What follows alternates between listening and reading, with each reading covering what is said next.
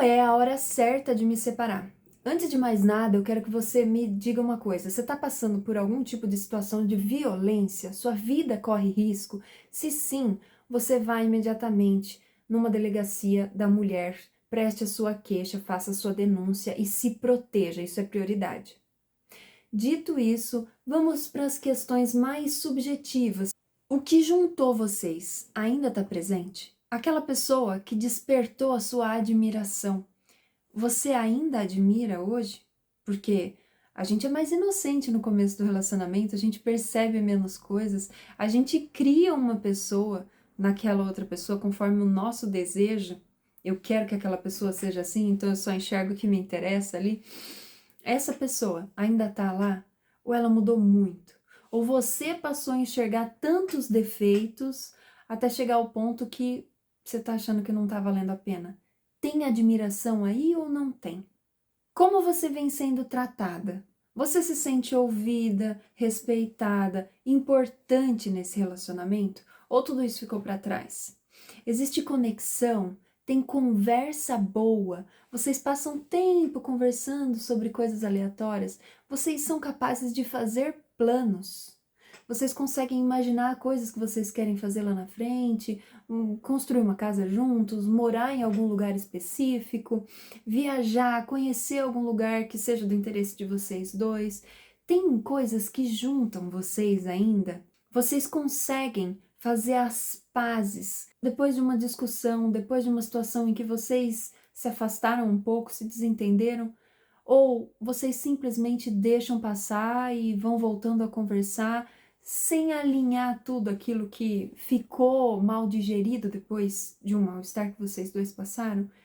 É importantíssimo que a gente coloque tudo em pratos limpos, diga aquilo que doeu, a gente se sinta ouvida, se sinta respeitada numa relação. Você tem vontade de passar tempo do lado dessa pessoa?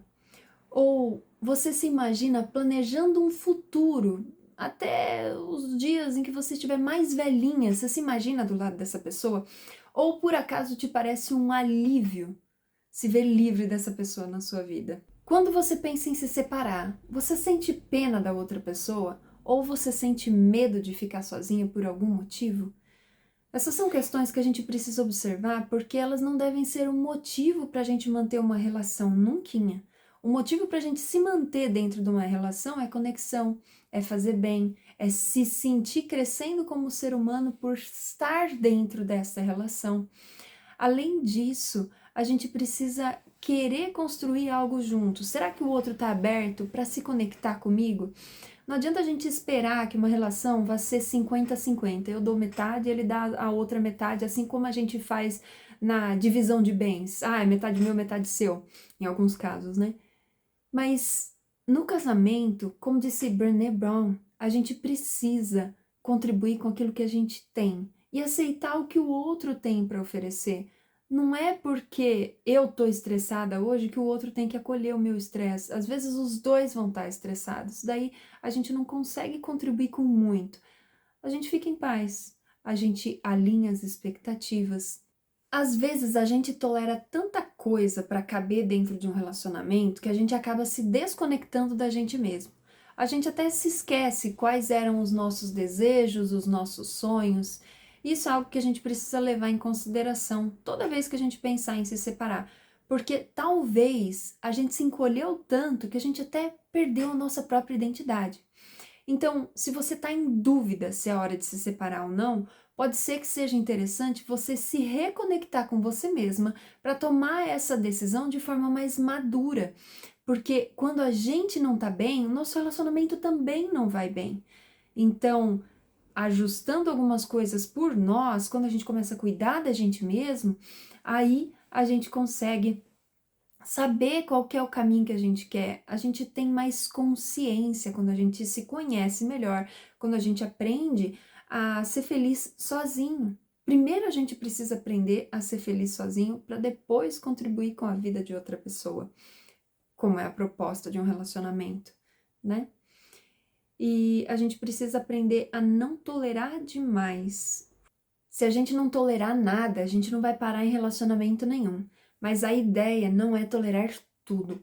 A gente precisa sim tolerar algumas coisas, mas tudo ter que se encolher, ter que se adequar sempre, aí não dá certo, né? Eu ouvi a Lara Nesteruk falando assim: o saque é de quem está com a bola.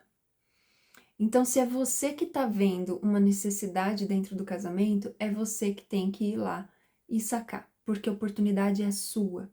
Se o outro não tem condição de enxergar uma demanda nesse momento, tá com você. É você que tem que cuidar disso. Mas não necessariamente a gente quer sacar naquele momento. Às vezes a gente chegou no nosso limite. Ninguém melhor do que você para tomar essa decisão.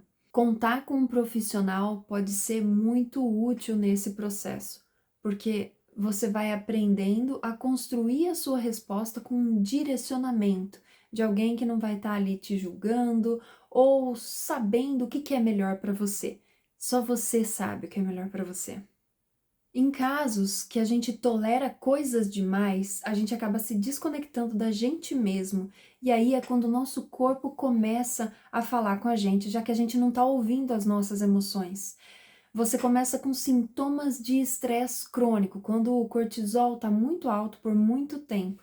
Você pode ter queda de cabelo, diferença na sensibilidade da sua pele, você pode ter uma piora na sua digestão, o surgimento de manchas roxas pelo corpo, mesmo sem que você tenha batido em lugar nenhum. Você pode ter alterações como ressecamento na pele, espinhas. Você pode ter sensação de mal-estar, de tontura, de desmaio quando você se levanta, aquela fraquezinha que dá assim. Você pode ter insônia, você pode ter sonolência ao longo do dia, um cansaço que não passa. Pode ser que você sinta muita dor de cabeça.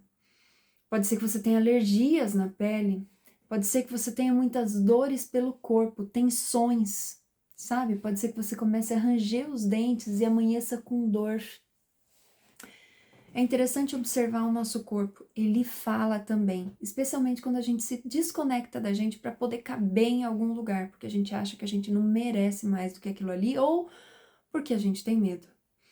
Observe-se, aprenda com você mesma e com o seu próprio corpo.